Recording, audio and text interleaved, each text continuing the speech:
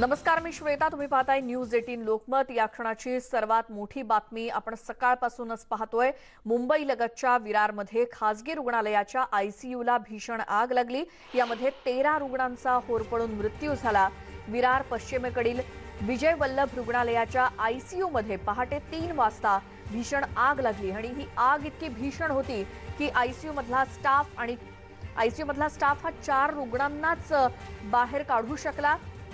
इतक्याच जणांना बाहेर पडता आलं. तसंच रुग्णालयात एकही डॉक्टर तेव्हा उपस्थित नव्हता असा आरोप मृत रुग्णांच्या नातेवाईकांनी केलाय. कोविड रुग्णांचा समावेश आहे. त्यातल्या काहींची प्रकृती सुधारत देखील होती, पण रुग्णालयाच्या हलगर्जीपणा आणि सिस्टमकडून मिळणारं अभय यामुळे 13 रुग्णांना आज आपला जीव गमवावा लागलाय. महाराष्ट्रात याआधी भंडारा, मग मुंबईतलं भांडूप, 2 दिवसांपूर्वी नाशिक आणि आज विरारमधील रुग्णालयातील या दुर्घटनेमुळे रुग्णालय म्हणजे मृत्यूचा सापळा झाली आहेत की काय असा प्रश्न पडतोय.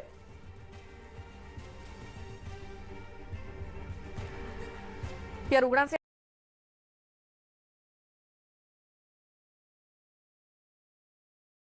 नाते उपचार व्यवस्थित सुरू असताना काही तांत्रिक अडचणींमुळे म्हणजे जसे या रुग्णालयामध्ये एसीचा स्फोट झाला असं सांगितलं जातंय, शॉर्ट सर्किट झालं असं सांगितलं जातंय, त्यामुळे लागलेली ही आग, त्यामुळे हे वेगळंच संकट या रुग्णांवरती ओढावलेलं आहे आणि त्यांच्या नातेवाईकांवरती सुद्धा परिणामी. आणि त्यामुळे या रुग्णालयाच्या बाहेर सध्या नातेवाईकांनी टाहो फोडलाय.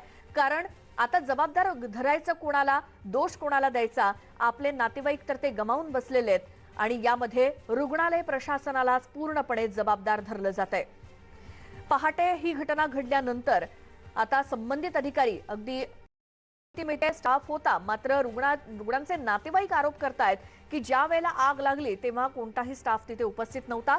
संपूर्ण आयसीयू जळून खाक झाला. अग्निशमन दलाच्या जवानांनी या आगीवरती नियंत्रण मिळवलं, मात्र तोपर्यंत संपूर्ण आयसीयू जळून खाक झालेला होता आणि या 13 रुग्णांना आपला जीव गमवावा लागलाय.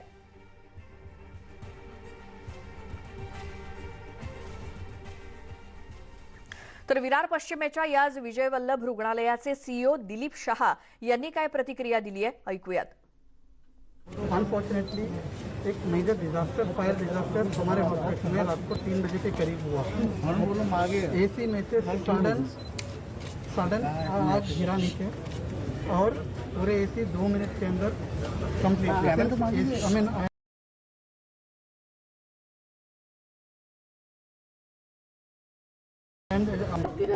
आपका कोई भी नहीं अन्य चाहेंगे. डॉक्टर आमचे केस पण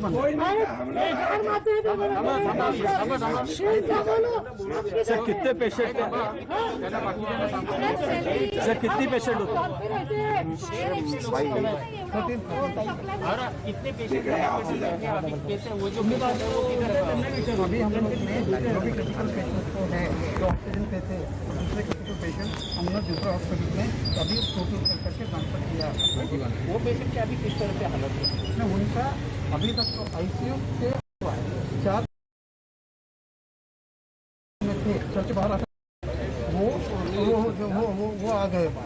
वो काज छोड़ के जो भी मैनेजमेंट करके वो स्मोक आणि आयसीयू मध्ये आमची माणसं मरतात अशा तीव्र भावना व्यक्त करत मृतांच्या नातेवाईकांनी या रुग्णालयाच्या बाहेर आक्रोश केला. की जर एवढं सगळं होतं, तुमच्याकडे ऑक्सिजनची सुविधा आणि आता ब्लास्ट होऊ शकतं, तुमच्याकडे आग विझवण्यासाठी साधन का नाहीये? आणि किती वर्ष तुम्ही परमिशन कोणी दिली? महानगरपालिकेने परमिशन कशी दिली? मी काय विचारते, कोण वाचले? 2 होते का? 1 फिमेल आहे? 10-12 जण मेले. प्रायव्हेट हॉस्पिटल तर आहे ते आम्ही स्वतः कोणीही हॉस्पिटलचा स्टाफ नव्हता तिकडे. आम्ही स्वतः गेलो होतो तिकडे. तुम्ही किती वाजता आतमध्ये गेला होता आणि काय परिस्थिती? 3 लाख गेला. संपूर्ण दूर झालं होतं. 20 लाख संपूर्ण दूर झालं होतं. हॉस्पिटलचे नर्स आणि स्टाफ कोणी नव्हतं तिकडे. सगळे पळाले होते. आम्ही गेलो, माझी मिसेस गेले. आम्ही जायचा प्रयत्न, माझा एक मित्र होता अविनाश पाटील, आम्ही जाऊन गेलो, पण खाली जायला चान्सच नाही. तिकडे जे फायर हे पाहिजे ते नव्हतं. आगीचं पण आपलं डीएमसीचं आल्यानंतर आग विझवली गेली आणि नंतर आता फोडल्या. भरपूर परिश्रम लागले त्याच्यासाठी आणि मग बाहेर दूर आल्यानंतर आम्ही जाऊन बघितलं. सर तुमची काय मागणी? कुठलाही आता तुम्ही एकंदरीत या हॉस्पिटलच्या निष्काळजी हॉस्पिटल आहे 85 लोक ऍडमिट होते इथे. 85 ते 95 ऍडमिट आहे त्यांच्यावर जर हे आहे.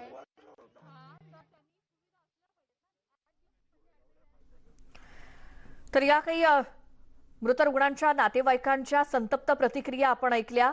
खरंच परिस्थितीच अशी आहे की हॉस्पिटल प्रशासनाचा हलगर्जीपणा या 13 रुग्णांच्या जीवावरती बेतलेला आहे. ठाण्याचे पालकमंत्री आणि नगरविकास मंत्री एकनाथ शिंदे हे देखील घटनास्थळी पोहोचलेले आहेत. त्यावेळची दृश्य आणि हे जे काही रुग्णांचे नातेवाईक काही आहेत ते सुद्धा आपल्या संतप्त प्रतिक्रिया की आपल्या भावना मंत्री एकनाथ शिंदे यांच्या समोर मांडतायत. काय नेमका प्रकार घडला हे या रुग्णांच्या नातेवाईकांकडून सुद्धा मंत्री एकनाथ शिंदे जाणून घेताना दिसतायत. पहाटे ही दुर्घटना घडल्यानंतर आज सकाळपासूनच पालकमंत्री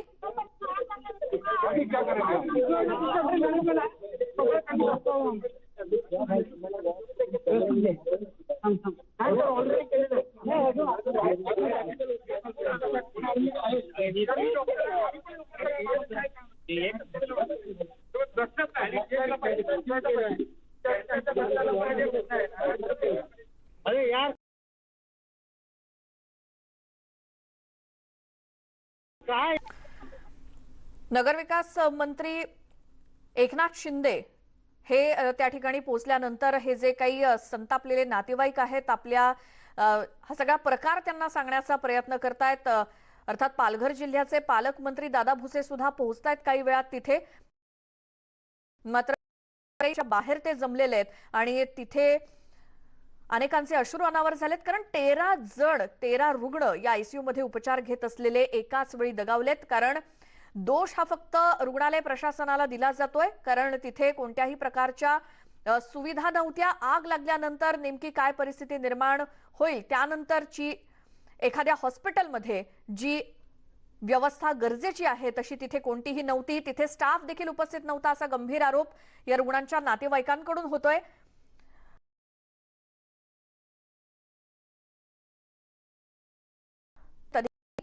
भेट देत आहेत दुर्घटनास्थळाला आणि आता सध्या ठाणे जिल्ह्याचे पालकमंत्री आणि त्याचबरोबर नगरविकास मंत्री एकनाथ शिंदे हे देखील तिथे पोहोचलेत आणि लगेचच या मंत्र्यांपुढे सुद्धा आपल्या किंवा जी काही आपल्या संत या मृत रुग्णांचे नातेवाईक.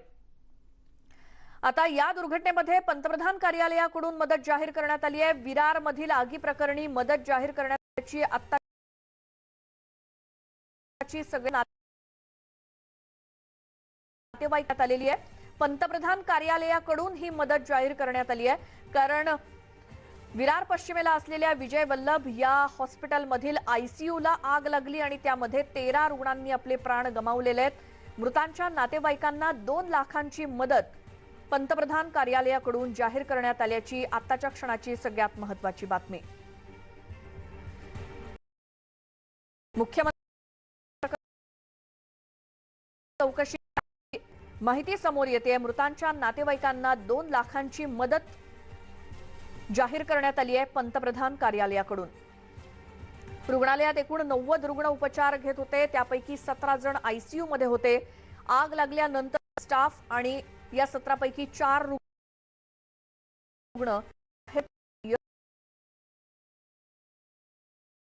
मध्ये हुरपडले. दुसऱ्या हॉस्पिटलमध्ये शिफ्ट करतोय आणि त्यांचा देखील जीव आपल्याला वाचवायचा. सर इथं आता किती पेशंट आतापर्यंत हलवलेत? आता किती पेशंट या ठिकाणी आहेत? 13 पेशंट जे आहेत त्यांचा दुर्दैवी मृत्यू झालाय. 4 पेशंट ऑलरेडी शिफ्ट केलेले आहेत आणि उरलेले जे काही लोकांना आणखी शिफ्ट केलेलं आहे. आता जवळपास 20 पेशंट वरती आहेत. त्यांची देखील सोय आपण दहिसरच्या कोविड हॉस्पिटलमध्ये केलेली आहे. हे ताबडतोबीने त्यांना ॲम्ब्युलन्सच्या माध्यमातून त्यांना तिथे शिफ्ट केलं जाईल. त्यांचा जीव जो धोक्यात आहे तो आपल्याला वाचवायचा आहे. सर आता हे क्रिटिकल पेशंट आहेत का जनरल पेशंट? नेमकं काय आता त्यांची प्रकृती कशी आहे? ते आयसीयू मध्ये नाही आहेत. ते ऑक्सिजनवर आहेत. त्यामुळे त्यांची प्रकृती चिंताजनक म्हणजे क्रिटिकल नाही आहे. क्रिटिकल जे पेशंट आणि जेव्हा फायरची गाडी आली तेव्हा कुठेतरी ही आग विझवली. जर या ठिकाणी फायर सिस्टम असता तर कदाचित एक पेशंट वाचवण्यामध्ये यश आलं असतं. कारण ती आग सुद्धा विझवली असती असं स्वतः सांगण्यात आलंय. पण एवढा निष्काळजीपणा प्रशासनाचा कसा की ज्या पाहिजे होत्या त्या घेतल्या नसतील आणि त्याची चौकशी होईल. आणि कोणालाही या ठिकाणी पाठीशी घालण्याचा प्रश्नच नाही, कारण ही दुर्दैवी घटना आहे.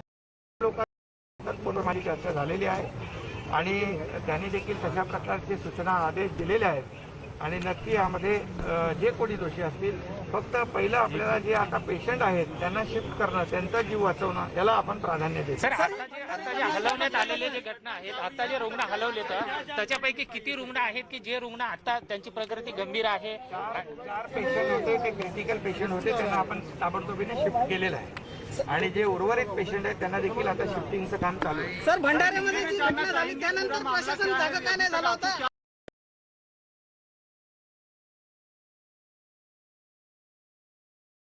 यही है, 13 लोगों की मृत्यु हुई है। ये बहुत ही दुखद घटना है और इसकी तो जांच होगी, चौकसी होगी, जिसके ऊपर जो दोषी पाए जाएंगे उनके ऊपर कार्रवाई होगी। लेकिन अभी जो यहाँ पर जो बाकी पेशेंट्स हैं उनको दूसरे अस्पतालों में शिफ्ट करने का काम शुरू है। उनकी जान बचाने को हम लोग पहले प्रायोरिटी दे रहे हैं और उसके बाद जो भी बाकी बातें हैं वो सब होगी।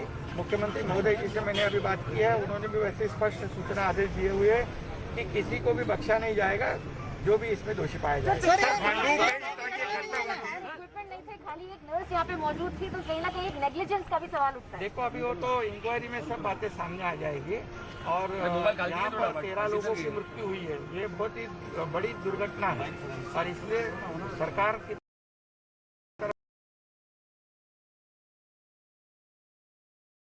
इंक्वायरी।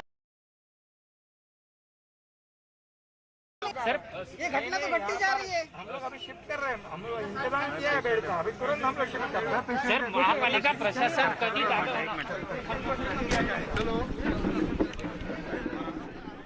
नगरविकास मंत्री एकनाथ शिंदे घटनास्थळाला भेट देण्यासाठी आलेले असताना मुख्यमंत्र्यांशी माझं बोलणं झालंय आणि काही रुग्णांना दहिसरच्या कोविड हॉस्पिटलमध्ये हलवलं जाणार असं त्यांनी सांगितलंय। इसके ऊपर कार्रवाई होगी। इस तरह की घटना स्टैंडिंग इंस्ट्रक्शन कि यहाँ पर जो भी अस्पताल है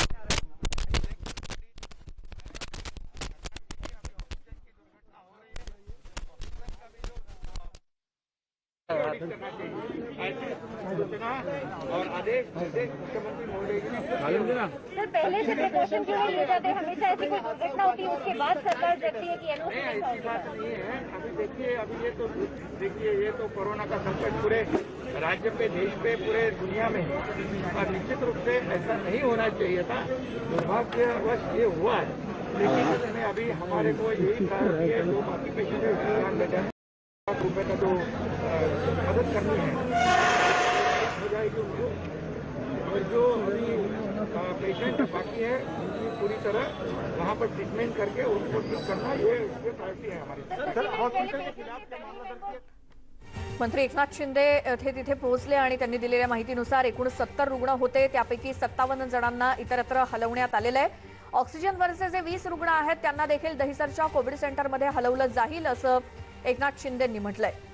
आयसीयू मध्ये आग लागल्यानंतर 13 जणांचा यामध्ये मृत्यू झाला। मुख्यमंत्र्यांशी माझं बोलणं झालेलं आहे आणि यामध्ये चौकशी केली जाईल आणि जे कोणी दोषी असतील त्यांच्यावरती कडक कारवाई केली जाईल असं एकनाथ शिंदे म्हणाले।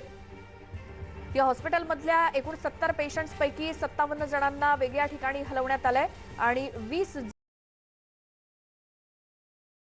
जण वरती कोविड हॉस्पिटलमध्ये हलवलं जाईल अशी माहिती एकनाथ शिंदे यांनी दिली। पहाटे दुर्घटना घडल्यानंतर आज सकाळपासूनच संबंधित अधिकारी तिथे पोहोचतायत आणि आता सुद्धा नगरविकास मंत्री आणि ठाण्याचे पालकमंत्री एकनाथ शिंदे तिथे पोहोचले होते।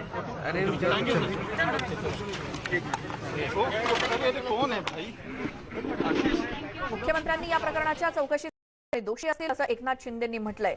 70 पैकी 57 रुग्णांना इतरत्र हलवण्यात आलेलं आहे, मात्र जे कोणी आयसीयू मध्ये आता नाहीत पण जे ऑक्सिजनवर आहेत त्यांना दहिसरच्या कोविड सेंटरमध्ये हलवलं जाईल असं एकनाथ शिंदेंनी सांगितलं। ही आयसीयू मधली दृश्य आहेत ज्या ठिकाणी ही भीषण आग लागलेली होती। आयसीयू मधले हे 17 बेड्स, यामध्ये 17 रुग्ण उपचार घेत होते, मात्र सेंट्रल एसीचा स्फोट झाला, तिथे भीषण अशी आग लागली आणि जो काही स्टाफ होता रुग्णालय प्रशासनाच्या म्हणण्यानुसार त्यांच्यासोबत 4 रुग्णांना फक्त बाहेर पडण्यात यश आलं। मात्र उरलेले जे 13 रुग्ण होते ते या आयसीयू मध्येच राहिले आणि त्यांचा एकतर होरपळून नाहीतर मग या मृत्यू चौकशी मात्र प्रश्न उपस्थित राहतो या रुग्णालयाच्या फायर ऑडिटचा। याच संदर्भात आपण आणखी बोलूयात। राज्याचे आरोग्य मंत्री दुर्दैवी आहे, मात्र याला जबाबदार धरायचं कोणाला? नक्कीच दुर्दैवी, अतिशय मनाला आणि हृदयाला पिळवटून टाकणारी घटना आहे। मी माझ्या संवेदना या सर्व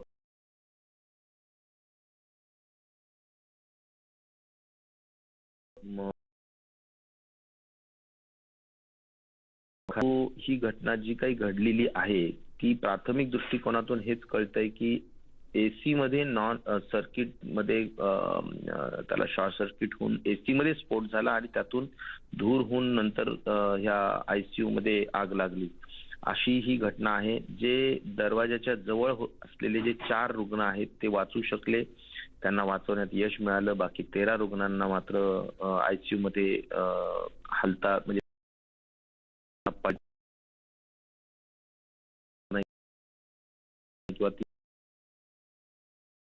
घटनेची अत्यंत सखोल चौकशी केली जाईल। त्याला खऱ्या अर्थाने ह्या बिल्डिंग बांधताना त्याला बिल्डिंग रूल्स पाळले होते का नव्हते, कारण खाजगी इमारत आहे, मेहता नावाच्या व्यक्तीची इमारत आहे आणि ही इमारत त्यांनी भाड्याने हे जे हॉस्पिटल आहे यांना चालवायला दिलेली आहे। डॉक्टर शहा आणि डॉक्टर पाठक हे दोघे जण ते हॉस्पिटलची इमारत म्हणजे ती हॉस्पिटल चालवत आहेत मागच्या 5 वर्षापासून।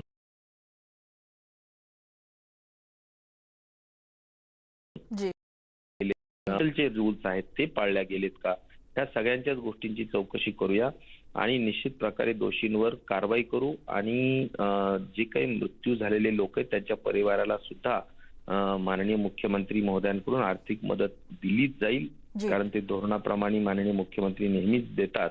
तर त्या दृष्टिकोनातून ती पण कारवाई ताबडतोबीने केली जाईल।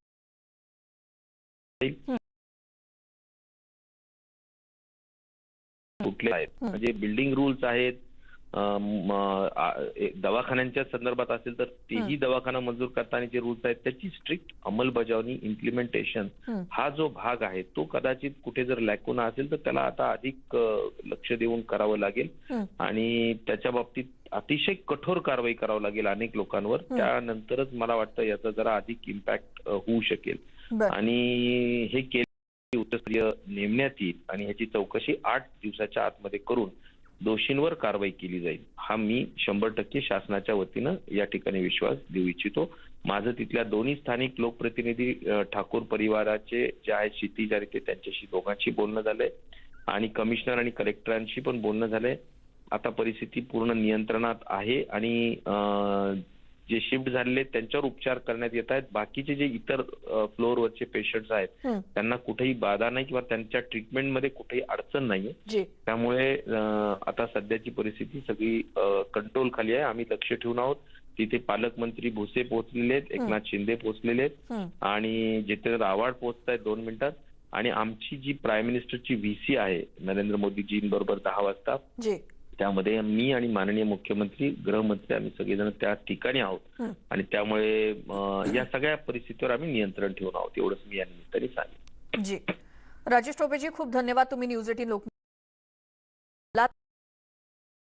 तर ऑक्सिजन मिळतोय, बेड मिळतात सुद्धा मिळतील, मात्र या काही तांत्रिक चुका असतात त्याची मात्र टांगती तलवार या रुग्णांच्या आणि त्यांच्या नातेवाईकांच्या डोक्यावर खरंच आहे, कारण कोणत्या क्षणी काय होईल आणि काही सांगता येत नाही। मात्र त्या सुद्धा चुका दुरुस्त करण्याचा प्रयत्न करू असं आश्वासन आरोग्य मंत्र्यांनी न्यूज 18 लोकमतशी बोलताना दिलंय। यानंतर आणखी एक महत्त्वाची बातमी येते ती म्हणजे नाशिकच्या डॉक्टर झाकीर हुसेन रुग्णालयामध्ये ऑक्सिजनच्या टँकला जी गळती झाली होती आणि त्यामुळे रुग्णालयाचा ऑक्सिजन पुरवठा खंडित झाला, त्यामुळे 22 दुर्घटनेचं सीसीटीव्ही फुटेज आता समोर आलंय। या ठिकाणी ऑक्सिजन टँकची नेमकी गळती कशी झाली आणि त्या ठिकाणी कसा हाहाकार माजला, तिथल्या उपस्थित लोकांची किती भयावह परिस्थिती निर्माण झाली होती त्याची ही दृश्य समोर आली आहेत। दरम्यान ऑक्सिजन लीकची जी घटना घडली त्यावेळी तब्बल 67 रुग्ण हे व्हेंटिलेटरवरती होते आणि हेच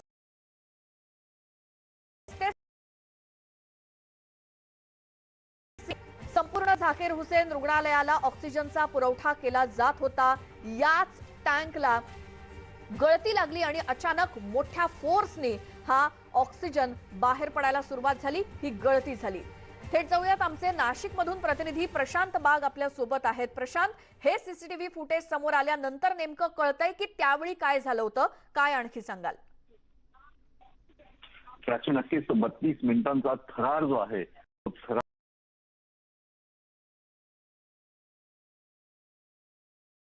संपर्क तुटलाय. मात्र हेच ते सीसीटीव्ही फुटेज आहे जे आता समोर आलंय.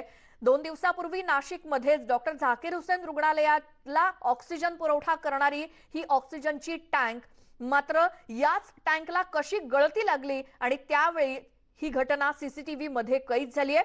ते सीसीटीव्ही फुटेज आता समोर आलंय, ज्यामुळे संपूर्ण अर्धा तास या हॉस्पिटलचा ऑक्सिजन पुरवठा खंडित झाला आणि यामध्ये 20 ते 22 पेक्षा जास्त रुग्णांचा किंबहुना 29 जणांचा मृत्यू झालेला होता आणि याच दुर्घटनेचं सीसीटीव्ही फुटेज आता समोर आलंय. यामध्ये ऑक्सिजन सिलेंडरला लागलेली किंवा ऑक्सिजन टँकला लागलेली गळती आणि त्याच क्षणी कशा पद्धतीनं फोर्सफुली ऑक्सिजन हा बाहेर गळायला लागलाय त्यावेळची ही दृश्य आपल्याला स्पष्टपणे दिसतात. याच वेळी 67 रुग्ण हे व्हेंटिलेटरवर होते. जरा जरी ऑक्सिजनचा पुरवठा खंडित तास तब्बल ऑक्सिजन पुरवठा खंडित झाल्यानंतर एकूण 29 रुग्णांचा या दुर्घटनेमध्ये सुद्धा हकनाक बळी गेलाय. 21 एप्रिलची ही नाशिक मधली घटना. डॉक्टर झाकीर हुसेन रुग्णालयाला ऑक्सिजन पुरवठा करणारी ही टँक आणि याच टँकला गळती लागली आणि तिथे ऑक्सिजनची गळती सुरू झाली, पुरवठा खंडित झाला आणि 29 रुग्णांचा जीव गेला.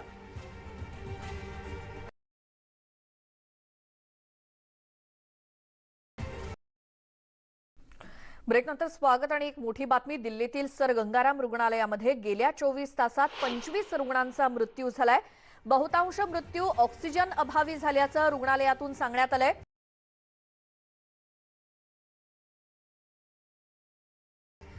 नीट चालत नाहीयेत असं देखील रुग्णालयानं म्हटलंय. 60 गंभीर रुग्णांचा जीव धोक्यात आहे असं देखील रुग्णालयानं स्पष्ट केलंय. थेट जाऊयात, आमचे प्रतिनिधी अमेय चुंबळे आपल्यासोबत फोन लाईन वरती आहेत. अमेय, या दिल्लीतल्या हॉस्पिटलची काय परिस्थिती आणखी?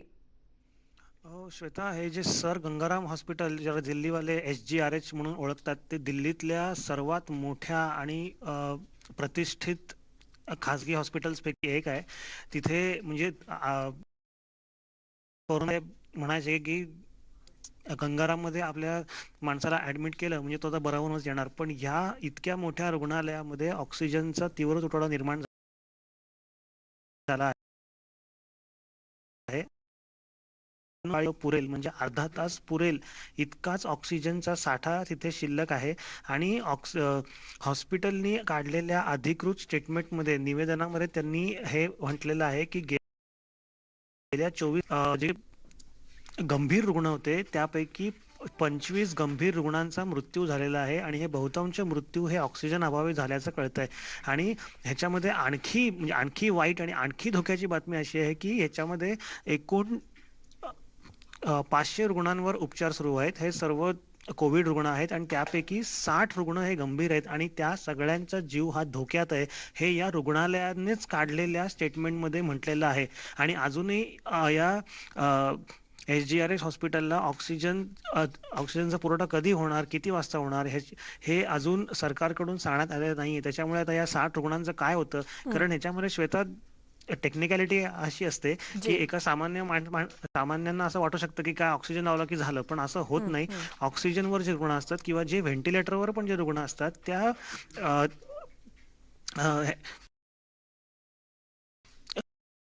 ते सगळं बघून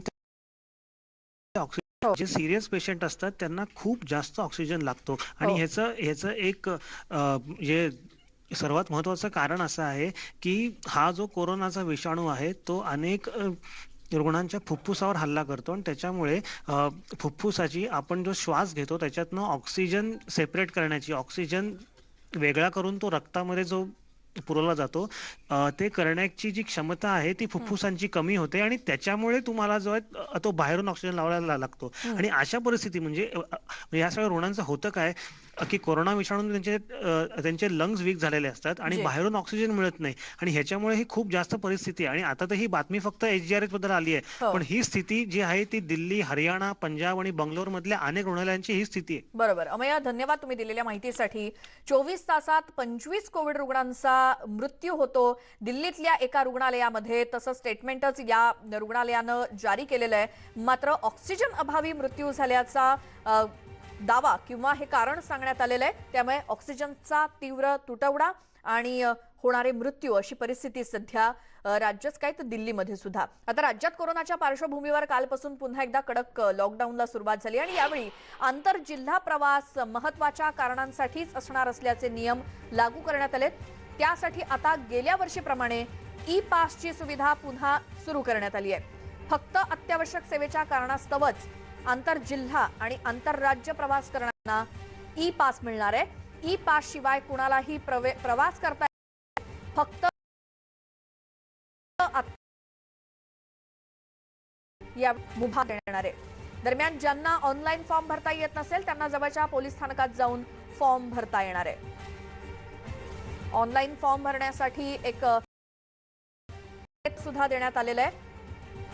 covid19.mhpolice.in या संकेतस्थळावरती जाऊन तुम्ही जर राज्य जर प्रवास करायचा असेल तरच हे पत्र तुम्हाला मिळू शकतं किंवा ई पास ज्याला म्हटलं जात आहे. मागच्या वर्षीप्रमाणे यावर्षी ई पासची सोय करून देण्यात आलेली आहे. मात्र आणि फक्त अत्यावश्यक प्रवासासाठीच हा पास उपलब्ध होणार आहे.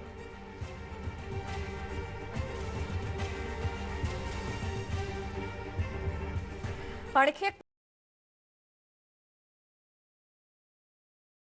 पुढची पंतप्रधान नरेंद्र मोदी यांच्या सोबत एक महत्त्वाची बैठक होणार आहे. पंतप्रधान आणि मुख्यमंत्री यांची व्हिडिओ कॉन्फरन्सिंगद्वारे या बैठकीमध्ये राज्यातील कोविड संसर्गासंदर्भातील उपाययोजनांवरती चर्चा होणार आहे. बाधित रुग्ण हे महाराष्ट्रात आहेत, त्यामुळे या रुग्णांना oxygen beds, ICU beds, ventilators, remdesivir इंजेक्शनची कमतरता, ऑक्सिजनची कमतरता तसंच लसीकरण कार्यक्रम वेगानं करण्यासाठी लसींचा पुरवठा तत्काळ मोठ्या प्रमाणात होणं गरजेचं आहे. तसंच राज्याला विदेशातून सुद्धा लस आयात करण्याची परवानगी मिळावी या संदर्भात महत्त्वाची चर्चा या आजच्या दाखल्याची माहिती. कोविड संसर्ग नियंत्रण मिळवायचं असेल तर राज्य सरकार आणि केंद्र सरकार यांनी एकत्र मिळून युद्ध पातळीवरती प्रयत्न करणं आवश्यक आहे आणि त्यासाठीच मुख्यमंत्री आणि पंतप्रधान यांच्यात होणाऱ्या चर्चेनंतर राज्याला काय दिलासा मिळतो याकडे सर्वांचं लक्ष आहेच. 10 वाजता व्हिडिओ कॉन्फरन्सिंगद्वारे पंतप्रधान आणि मुख्यमंत्री यांच्यामध्ये ही बैठक होणार आहे. आपल्यासोबत ऑनलाईनवरती बैठक आणि यानंतर महाराष्ट्राला काय मोठा दिलासा मिळतो पंतप्रधानांच्या आणि मुख्यमंत्र्यांच्या चर्चेनंतर याकडे लक्ष असेलच. काय माहिती श्वेता, पंतप्रधान नरेंद्र मोदी यांच्या उपस्थितीमध्ये आज देशभरातल्या सर्वच मुख्यमंत्र्यांची व्हिडिओ कॉन्फरन्सिंगद्वारे महत्वाची बैठक आहे. संपूर्ण देशभरामध्ये कोविड संसर्गाने खूप हातपाय पसरलेले आहेत. त्यातही महाराष्ट्रामध्ये सर्वाधिक कोविड संसर्ग बाधित रुग्ण आढळून आलेले आहेत आणि महाराष्ट्रातली परिस्थिती ही अधिकाधिक बिकट होताना दिसत आहे.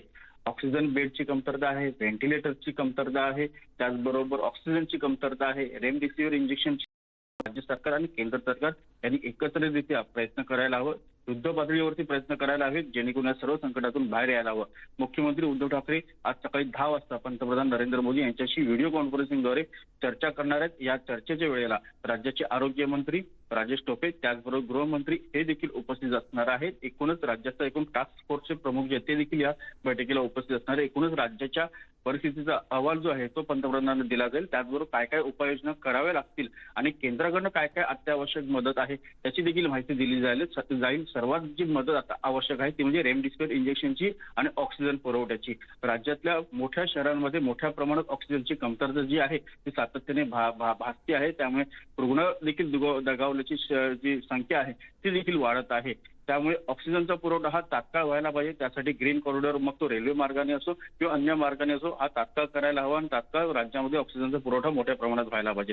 त्याचबरोबर राज्याने जी काही रेमडेसिवीर इंजेक्शनची मागणी केलेली आहे की दररोज 60,000 रेमडेसिवीर इंजेक्शनचा पुरवठा हा राज्याला दररोजचा व्हायला पाहिजे. मात्र केंद्र सरकारकडनं 24,000 किंवा 26,000 पर्यंत ही जी संख्या आहे ती दिली गेलेली आहे. त्यामुळे ही अपुरी आहे, ती भरून काढायची असेल तर पंतप्रधानांना सांगून या संदर्भातली अतिरिक्त जो पुरवठा आहे तो तात्काळ होणं गरजेचं आहे, जेणेकरून राज्यातल्या कोविड बाधित रुग्णांची जी संख्या आहे ती कमी करता येईल, त्यांना वाचवता येईल. त्याचबरोबर इतर जे प्रमुख समस्या आहेत त्या संदर्भात देखील प्रामुख्याने चर्चा हे आपल्याला पाहावं लागणार आहे. उदय, धन्यवाद तुम्ही दिलेल्या माहितीसाठी. 10 वाजता या व्हिडिओ कॉन्फरन्सिंगला सुरुवात होईल आणि मुख्यमंत्र्यांसोबतच टास्क फोर्स किंवा आरोग्य मंत्री यांचा देखील या बैठकीमध्ये समावेश आहे. तर कोरोनाचा प्रादुर्भाव, रुग्णांची वाढती संख्या आणि मृत्यूंचं प्रमाण दिवसेंदिवस वाढतंय. दुसरीकडे राज्यातील अनेक नवसंजीवनी घेऊन ऑक्सिजन एक्सप्रेस आज महाराष्ट्रात दाखल होणार आहे अशी माहिती खुद्द रेल्वे मंत्री पियुष गोयल यांनी ट्विटरवरून दिली आहे. जवळपास 100 टन ऑक्सिजन घेऊन ही ऑक्सिजन एक्सप्रेस विशाखापट्टणमहून महाराष्ट्राकडे रवाना झाली आहे. महत्त्वाचं म्हणजे मुंबईतल्या कळंबोली ऐवजी ही एक्सप्रेस नाशिकला थांबवली जाण्याची शक्यता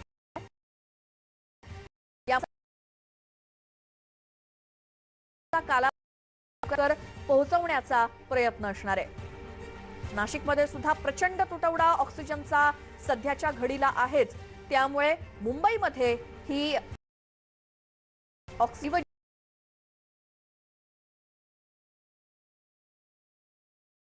टन साधारण ऑक्सिजन भरून आणला जातोय आणि महाराष्ट्राची ऑक्सिजनची गरज भागवली जाणार आहे. आमच्या प्रतिनिधी प्रणाली कापसे आपल्यासोबत फोन लाईन वरती आहेत. प्रणाली, किती वेळात ही ऑक्सिजन एक्सप्रेस महाराष्ट्रात अपेक्षित आहे आणि नेमकी कुठे?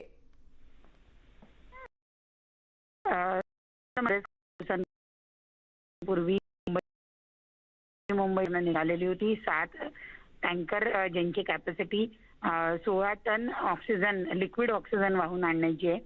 ते सगळे टँकर विशाखापट्टणमला पोहोच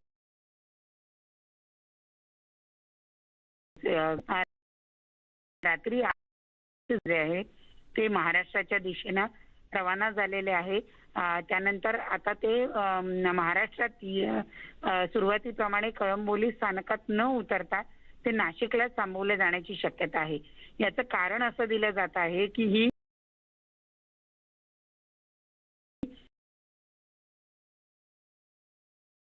त्याच्या 52 तास एवढा मोठा कालावधी लागलेला होता या एक्सप्रेसला. कळंबोली तरी विचार असा केला जातोय की हे सगळे टँकर थांबवले जावे. ही एक्सप्रेस नाशिकला थांबवून बाय रोड तिथनं हे ऑक्सिजन टँकर मुंबईला आणावे. उद्या संध्याकाळपर्यंत ही एक्सप्रेस नाशिकमध्ये पोहोचण्याची शक्यता आहे.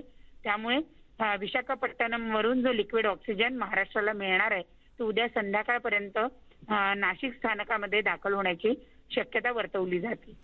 जी बिलकुल. आणि या टँकरमधून वाहून आणलेला ऑक्सिजन आणि त्यामुळे महाराष्ट्राची ऑक्सिजन सारखी गरज महत्त्वपूर्ण अशी भागणार आहे. महाराष्ट्रासाठी अतिशय दिलासादायक बातमी. आमच्या प्रतिनिधीने दिलेल्या माहितीनुसार उद्या संध्याकाळपर्यंत ही एक्सप्रेस जी आहे ती महाराष्ट्रामध्ये पोहोचेल आणि ती नाशिकमध्ये सर्वप्रथम थांबवली जाण्याची शक्यता आहे. धन्यवाद प्रणाली तुम्ही दिलेल्या माहितीसाठी. आता देशात ऑक्सिजनच्या वाहतुकीसाठी वायुदलाची देखील मदत घेतली जाते. नवी दिल्लीच्या विमानतळावरती वायुदलाच्या मालवाहू विमानांमधून ऑक्सिजनचा टँकर पोहोचलेला आहे. ही दृश्य नवी दिल्लीमधली. देशातील या अभूतपूर्व परिस्थितीमध्ये आता वायुदलानं सुद्धा महत्त्वाची भूमिका बजावण्यास सुरुवात केली आहे. एकीकडे ऑक्सिजन एक्सप्रेस तर दुसरीकडे वायुदलाच्या विमानातून ऑक्सिजनचा हा टँकर हा बाहेर पडतोय. त्याची ही दृश्य आहेत नवी दिल्लीतल्या विमानतळावरची. वायुदलाची सुद्धा मदत हा प्राणवायू पोहोचवण्यासाठी घेतली जाते. नवी दिल्लीच्या विमानतळावरती ऑक्सिजन भरलेला संपूर्ण टँकर हा वायुदलाच्या विमानातून उतरवला जातोय. संपूर्ण देशाची ऑक्सिजनची गरज भागवण्यासाठी, कारण मोठ्या प्रमाणात ऑक्सिजनचा तुटवडा, वाढणारं रुग्णांचं प्रमाण आणि त्यामुळेच ऑक्सिजनची गरज जर भागवायची असेल तर हा वेगवेगळ्या राज्यातून ऑक्सिजन आयात करावा लागतोय आणि त्यासाठीच कुठे ट्रेन असेल किंवा कुठे वायुदलाची विमानं शक्य होईल ते प्रयत्न करून ऑक्सिजन हा ज्या ठिकाणी आवश्यक आहे त्या ठिकाणी पोहोचवण्याचं आणि पुरवण्याचं काम केलं जात आहे.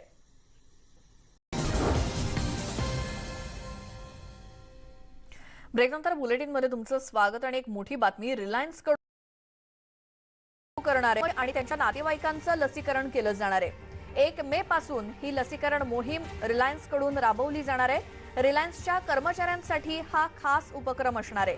सर्व कर्मचारी आणि नातेवाईकांचं लसीकरण होणार आहे. 1 मे पासून कोरोनाची लस रिलायन्सच्या कर्मचाऱ्यांना आणि त्यांच्या नातेवाईकांना दिली जाणार आहे. रिलायन्स कडून ही मोठी घोषणा करण्यात आली आहे. रिलायन्सचा आपल्या कर्मचाऱ्यांसाठी हा खास उपक्रम आहे.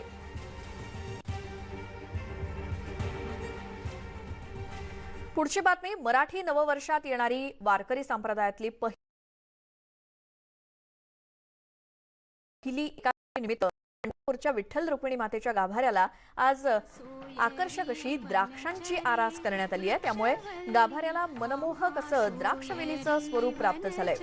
विठ्ठल भक्त संजय टिकोरे यांनी 700 किलो द्राक्षांची नेत्रदीपक अशी आरास केली आहे. विठ्ठलाचा मंदिराचा गाभारा, चौखांबी आदी ठिकाणी द्राक्षांची अशी ही आरास असल्यानं श्री विठ्ठल रुक्मिणी हे अगदी द्राक्षवेलीमध्ये उभे असल्याचा भास होतोय आणि देवाचं हे लोभस रूप आज अधिकच खुलून दिसतंय.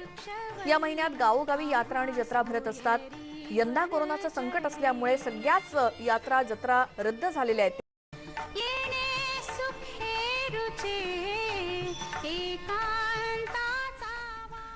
आणि या बातमीसोबतच वेळ झाली या बुलेटिनमध्ये इथेच थांबण्याची. मात्र संपूर्ण महाराष्ट्रात जसा कोरोनाचा कहर सुरू आहे त्यावरून एक गोष्ट कायम लक्षात ठेवा.